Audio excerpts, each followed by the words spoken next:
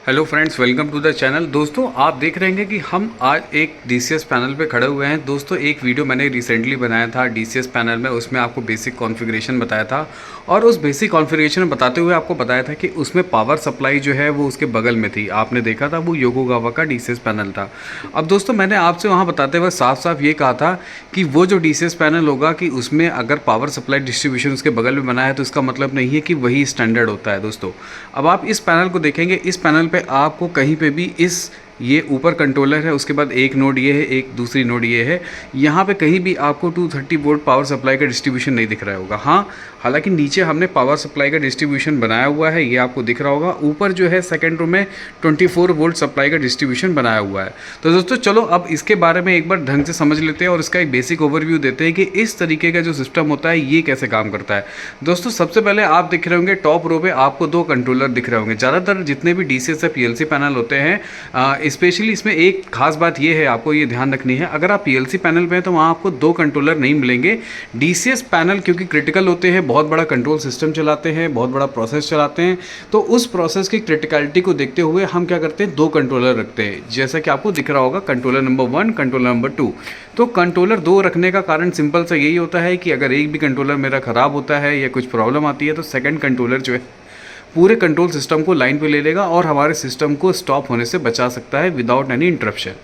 ठीक है दोस्तों, तो ये हो गई दो कंट्रोलर की बात। दो कंट्रोलर के बगल में आपको यहाँ दिख रहा होगा, क्योंकि आप देख रहे होंगे ये एक पूरा आइसोलेटेड कंट्रोलर है, इसके साथ में कुछ भी नहीं लगा हुआ है। तो दोस्तों, ज़्यादातर मैं गलत वर्ड बोल रहा हूँ, सभी कंट्रोलर्स में एक बैटरी भी होती है। जो बैटरी क्या करती है, सपोज़ करिए आपकी UPS की पावर सप्लाई अगर चली जाती है तो इस कंट्रोलर के अंदर प्रोग्राम रिटेन कैसे रहेगा। प्रोग्राम रिटेन रहने के लिए आपको एक कोई पावर चाहिए, तो वो पावर ये बैटरी देती है। ये बैटरी परमानेंट चार्ज होती रहती है और जैसे ये पावर जाती है तो ये बैटरी जो है बैक पावर देना चालू कर देती है कंट्रोलर को, जो सिर्फ कंट्रोलर को ऑन नहीं, सिर्फ उसकी मेमोरी को होल्ड करने के लिए पावर जाती है, कंट्रोलर को ऑन करने के लिए नहीं जाती है।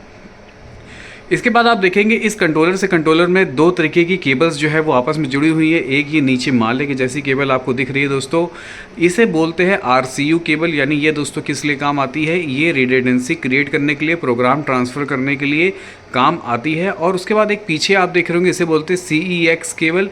ये कम्युनिकेशन आपस में दोनों का जो बैक प्लेन है इसका, इससे आपस में कम्युनिकेट कैसे होता है बैक प्लेन से, उसके लिए ये केबल यूज़ होती है।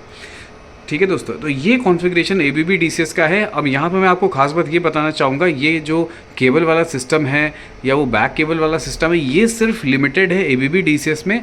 अपने जो और भी कंपनी के DCS आते हैं उनका कॉन्फ़िगरेशन इसके कॉन्फ़िगरेशन से अलग होता है, तो आप इसको स्टैंडर्ड ना माने। ये नॉलेज सिर्फ जो है लिमिटेड है ABB DCS या ABB PLC पैनल के लिए। हालांकि PLC पैनल पे दूसरे दो कंट्रोलर होंगे नहीं, तो ये वहाँ पे भी एप्लीकेबल नहीं होगा।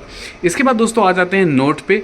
ABB में नोड्स होती हैं कई सारे, A पैनल्स में हो सकती है, कई पैनल्स में भी हो सकती है। एक नोड में मल्टीपल कार्ड्स होते हैं, कार्ड कई तरीके के हो सकते हैं। ऐसा कुछ लॉजिक नहीं होता कि AI कार्ड ही एक ही रैक में होंगे या DI कार्ड ही एक ही नोड में होंगे। आप मिक्स करके लगा सकते हैं, आप अपनी सिचुएशंस के अकॉर्डिंग, अपनी कंडीशंस के according AI, AO, DI, DO mix करके कार्ड लगा सकते हैं।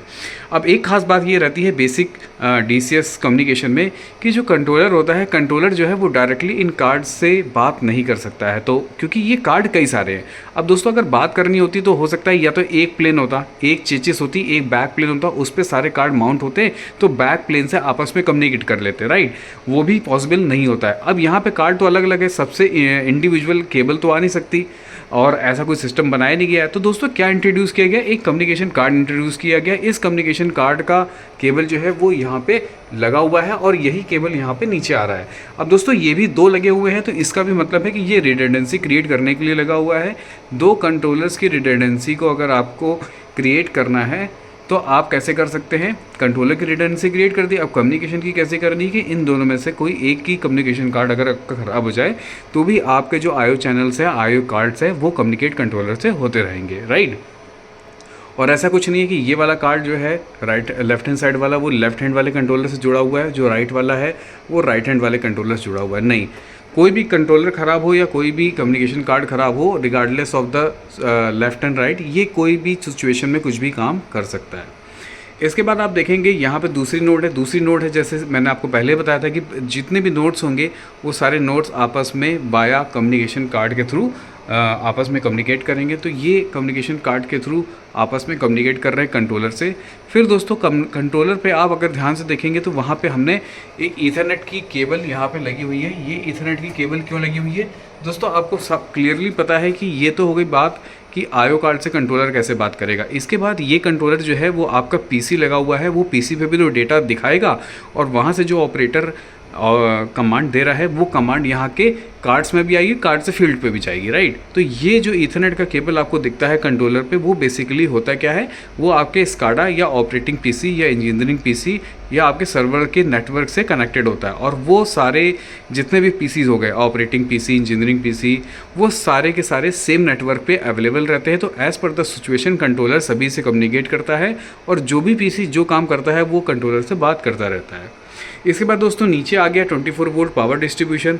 यहाँ पे एक रिडंडेंट डायोड ओरिंग लगा हुआ है। ये दोस्तों पावर सप्लाई का रिडंडेंट डिवाइस है, मतलब इसमें 2 पावर सप्लाई का जो आउटपुट है 24 वोल्ट पावर सप्लाई का वो इस डिवाइस में आता है और इस डिवाइस से सिंगल आउटपुट आता है और जो हमने सब पूरा डिस्ट्रीब्यूट कर दिया है।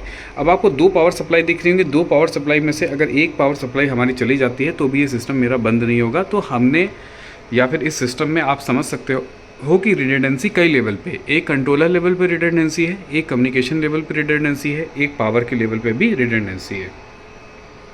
अब दोस्तों इससे पहले भी अब 2 यूपीएस सप्लाई है, तो हमारे पास 2 यूपीएस है, दोनों यूपीएस की भी अलग अलग पावर सप्लाई है। इसका मतलब है कि अगर 2 यूपीएस भी में से कोई यूपीएस बंद हो जाता है तो भी यहाँ पे पावर सप्लाई आती रहेगी।